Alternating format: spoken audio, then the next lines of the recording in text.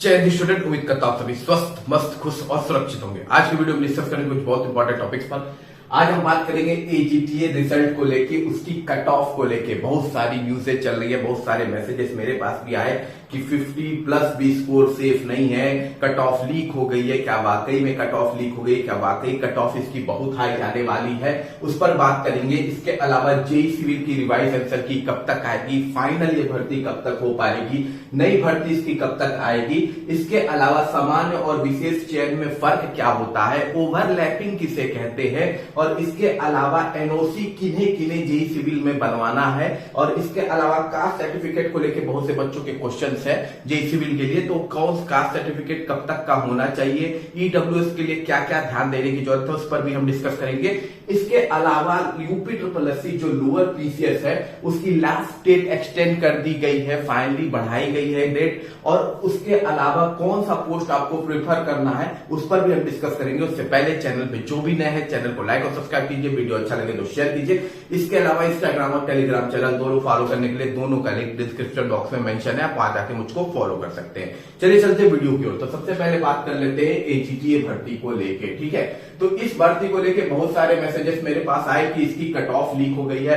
काफी बच्चों ने मैसेज किया कि सर 50+ जो कट ऑफ है वो भी सेफ नहीं है। तो मैंने कहा कि भाई चलो इस पर वीडियो बना ही लेते हैं, क्या दिक्कत है, ठीक है। तो देखिए, मैंने जब वीडियोस देखे यूट्यूब पे तो वाकई में बहुत सारे वीडियो यूट्यूब पे पड़े हुए हैं जिसमें प्रेजेंट सिनेरियो में बताया जा रहा है कि 52, 53, 54 के लेवल की कट ऑफ जाने वाली है। इसके अलावा ये भी बताया जा रहा है कि कट ऑफ लीक हो गई है, पक्का ऐसे जाने वाली है। तो देखिए, मैंने जब देखा वीडियोस में मैंने यही समझा कि अगर कट ऑफ लीक हो गई है तो फिर भाई साहब आप लोग ये क्यों बता रहे हैं 52+-2 जाएगा। यानी कि जब मुझे पता चल गया कि यही कट ऑफ जानी है आयोग से, ये कट ऑफ लीक हो गई है, तो फिर हम उसमें +-2 क्यों ऐड कर रहे हैं, सीधे कट ऑफ ही बता देते हैं, ठीक है।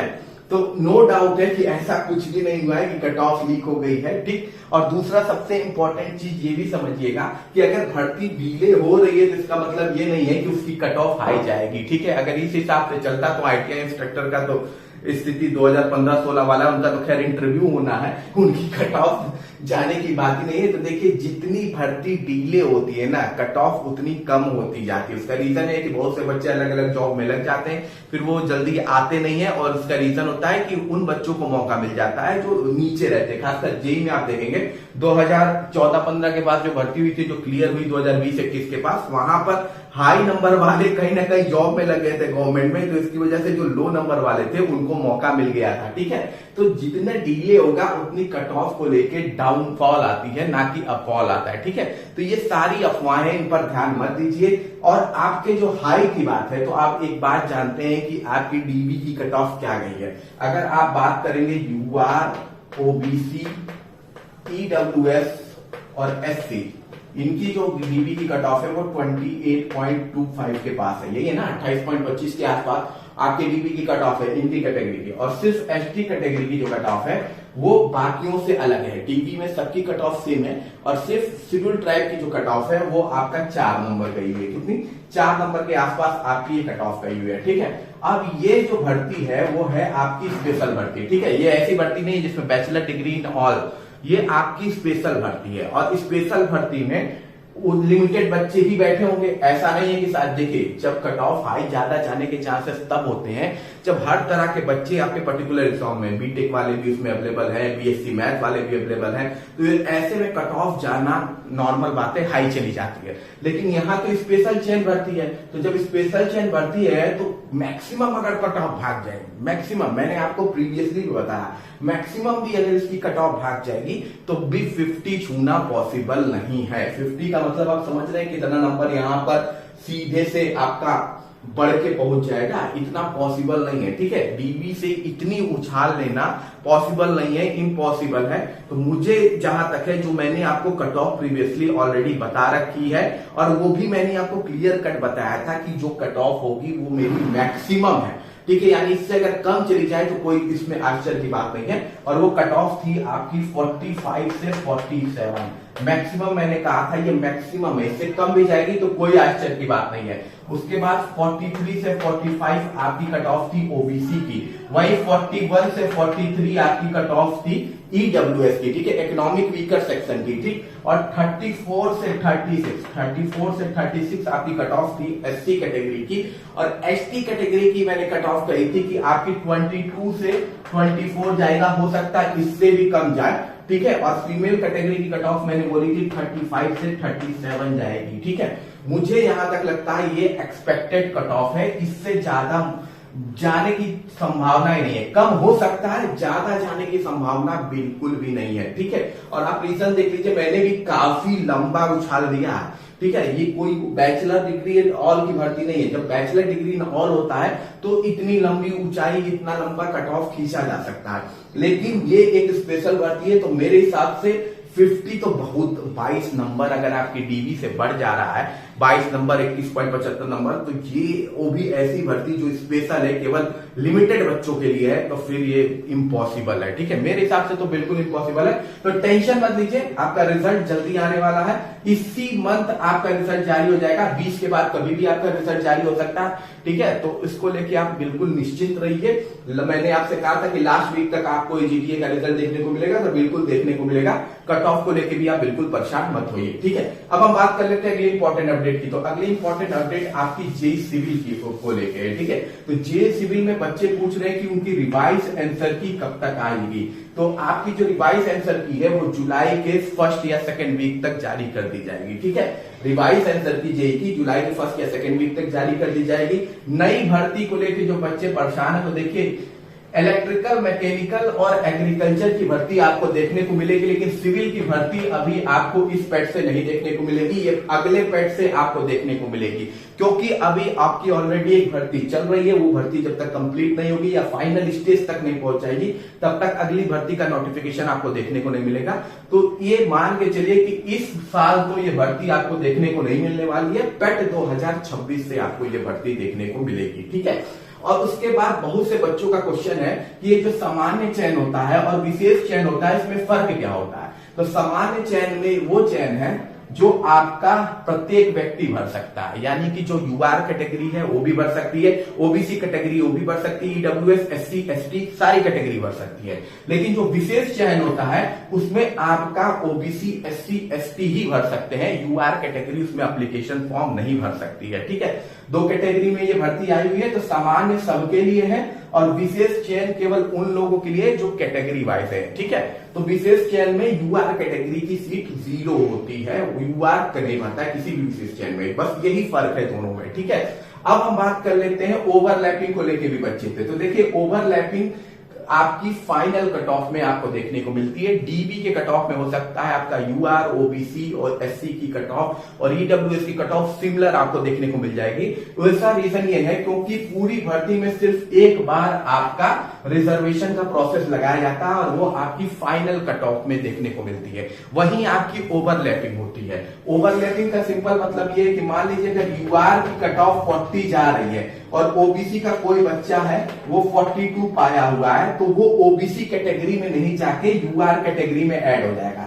यानी कि वो अपनी सीट अगर ओबीसी से भी भरा हुआ है तब भी वो यूआर में जाके हो जाएगा। सिमिलरली ईडब्ल्यूएस का भी बच्चा अगर 42 पाया है, एससी का बच्चा भी 42 पाया है, तो ये भी आपका यूआर में चला जाएगा ओवरलैप होकर। यानी कि अगर आप किसी कैटेगरी से एप्लीकेशन फॉर्म भरे हैं और आप किसी भी तरह का बेनिफिट नहीं ले रहे हैं, यानी कि एज की बेनिफिट नहीं ले रहे हैं अगर आप, ठीक है, तो ऐसे समय में आप ओवरलैप होके यूआर में जा सकते हैं। लेकिन अगर यूआर कैटेगरी की जो मैक्सिमम एज है 40, उसे आप क्रॉस कर चुके हैं और उसके बाद आप ओबीसी, एससी, एसटी से फॉर्म भरे हुए हैं और आपका नंबर यूआर से ज्यादा है, तो आप ओवरलैप होके वहां नहीं जाएंगे, आप अपनी ही कैटेगरी में रहेंगे। यानी ओवरलैपिंग ओबीसी, एससी, एसटी अगर यूआर से ज्यादा नंबर पाए तो यूआर कैटेगरी में उनका चयन होगा, ना कि उनकी कैटेगरी में, बशर्ते अगर उन्होंने रिजर्वेशन का बेनिफिट नहीं लिया है। बेनिफिट यानी कि एज बेनिफिट होता है, फीस बेनिफिट का मुझे नहीं लगता है अभी कोर्ट ने डाला, शायद एज बेनिफिट को ही कोर्ट ने डाला है। बस यही सिंपल सा बात है प्रोसेस ओवरलैपिंग का। इसी वजह से फाइनल कट ऑफ में जब ओवरलैपिंग होती है तो यूआर की कट ऑफ बढ़ जाती है, ओबीसी की कम हो जाती है, ईडब्ल्यूएस की कम हो जाती है, एससी की कम हो जाती है।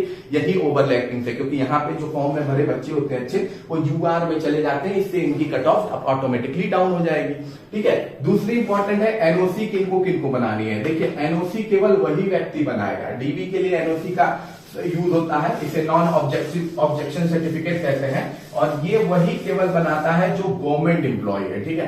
अगर आप कहीं गवर्नमेंट जॉब कर रहे हैं, अगर आप कहीं गवर्नमेंट जॉब कर रहे हैं तो आप एनओसी बनवाएंगे। प्राइवेट जॉब वाले एनओसी नहीं बनवाएंगे, केवल गवर्नमेंट जॉब वालों का ही एनओसी लगता है डीबी में, ठीक है। उसके अलावा कास्ट सर्टिफिकेट को लेकर भी बच्चों का क्वेश्चन था कि पुराना चल जाएगा, तो देखिए ओबीसी, एससी और एसटी का पुराना कास्ट सर्टिफिकेट चल जाएगा, ठीक है। 3 साल पुराना भी है तो भी चल जाएगा, 4 साल पुराना है तब भी आपका मान्य हो जाएगा। लेकिन जो ईडब्ल्यूएस कैटेगरी है उसका उसी पर्टिकुलर फाइनेंशियल ईयर का होना चाहिए, जिस फाइनेंशियल ईयर की भर्ती है उसी फाइनेंशियल ईयर का होना चाहिए, और भर्ती की जो लास्ट डेट है उससे पहले का बना होना चाहिए। उसके बाद का भी अगर आपका बना है तो आपका इनवैलिड मान लिया जाएगा। यानी EWS certificate particular financial year, जिस फाइनेंशियल ईयर में ये भर्ती आई थी उस भर्ती की लास्ट डेट से पहले का आपका बना होना चाहिए। इसके अलावा जो महिलाओं का होता है, वुमेन का जो कास्ट सर्टिफिकेट होता है, वो वुमेन का कास्ट सर्टिफिकेट उनके फादर साइड का लगता है, हस्बैंड साइड का कास्ट सर्टिफिकेट अमान्य है, ठीक है। तो आप जब भी होगा अपने फादर साइड का ही कास्ट सर्टिफिकेट लगाएंगी, हस्बैंड साइड का कास्ट सर्टिफिकेट नहीं माना जाएगा, ठीक है। तो ये कास्ट सर्टिफिकेट को लेकर भी आपका क्वेश्चन मैंने कंप्लीट कर दिया। अब हम बात कर लेते हैं लोअर पीसीएस को लेकर, ठीक है। लोअर पीसीएस की डेट तो एक्सटेंड कर दी गई है, ठीक है। एप्लीकेशन की जो लास्ट डेट थी 18 तारीख, उसको बढ़ा दिया गया है, 1 हफ्ता आगे कर दिया गया है। पर फिर भी प्रॉब्लम कहां है? प्रॉब्लम यह है कि इसकी वेबसाइट अभी भी नहीं चल रही है। प्रॉब्लम कहां हो रही है? एक तो प्रत्येक साइट को खोलने में 3 से 4 मिनट लग जा रहे हैं, प्रत्येक आगे स्टेप पढ़ने में। उसके बाद पूरा प्रोसेस कहां पे रुक जा रहा है? जब आपका पेट रजिस्ट्रेशन नंबर डाल के ओटीपी जनरेट करना है। ओटीपी जनरेट करते समय ओटीपी का मैसेज जा तो रहा है और काफी देर बाद आपको रिस्पॉन्स मिल रहा है, कम से कम 5-7 मिनट बाद आपको रिस्पॉन्स मिल रहा है। लेकिन जब आप एंटर ओटीपी पे जा रहे हैं तो ऑप्शन ही नहीं आ रहा है ओटीपी एंटर करने का, ठीक है। वहीं पे ब्लॉक हो जा रहा है। तो अभी भी वेबसाइट में प्रॉब्लम है और उम्मीद है कि अगर ये प्रॉब्लम अभी नहीं सही हुई तो आयोग को और भी आगे डेट बढ़ाना अनिवार्य होगा। अदरवाइज फिर यही बात हो गई कि डेट तो बढ़ गया और वेबसाइट चली नहीं रही है, तो मतलब कोई है ही नहीं उस डेट बढ़ने का, ठीक है। तो आयोग को ध्यान देना होगा कि क्यों अभी तक उनकी वेबसाइट चल नहीं रही है। और ये केवल लोअर पीसीएस के लिए नहीं है, हर वो भर्ती जो फंसी हुई है उन सभी के लिए है, ठीक है। अब हम बात कर लेते हैं पोस्ट प्रेफरेंस को लेकर, क्योंकि सीटें बढ़ी हैं इसमें। और पोस्ट प्रेफरेंस में सबसे अच्छी पोस्ट लोअर पीसीएस के लिए कौन सी होगी? तो सीधी सादी बात है, पहली पोस्ट आंख बंद करके अगर आपको भरनी है तो ईओ यानी एग्जीक्यूटिव ऑफिसर की पोस्ट आप भर दीजिए। ये पहली पोस्ट हर किसी के प्रेफरेंस में आएगी। सबसे अच्छी और बेहतरीन पोस्ट होती है आपकी ईओ। उसके बाद आप दूसरे नंबर पे रख सकते हैं, अगर आपको लगता है तो एसीओ को रख सकते हैं, ठीक है। एसीओ को दूसरे नंबर पे रख सकते हैं। अगर आपको लगता है कि एसीओ नहीं होना चाहिए तो दूसरे नंबर पे आप कुछ मार्केटिंग ऑफिसर को रख सकते हैं, ठीक है। बेहतरीन पोस्ट में तीसरे नंबर पे मैं मार्केटिंग ऑफिसर को रख रहा हूं, ठीक है। मार्केटिंग ऑफिसर को मैं तीसरे नंबर पे रख रहा हूं। ये भी एक बहुत ही जबरदस्त पोस्ट है आपकी लोअर पीसीएस की, मार्केटिंग ऑफिसर, ठीक है। इसके बाद आपका जो है सप्लाई इंस्पेक्टर की जो पोस्ट है, ठीक है। चौथी जो है आपकी सप्लाई इंस्पेक्टर की जो पोस्ट है वो भी आपकी बहुत ही जबरदस्त पोस्ट होती है, ठीक है। सप्लाई इंस्पेक्टर की जो पोस्ट होती है वो भी आपकी जबरदस्त हो सकती है। ये भी आपके टॉप 5 प्रेफरेंस में आप डाल सकते हैं, ठीक है। इसके अलावा असिस्टेंट मैनेजर का भी वहां पे पद है, असिस्टेंट मैनेजर का, ये भी आप टॉप 5 में डाल सकते हैं, ठीक है।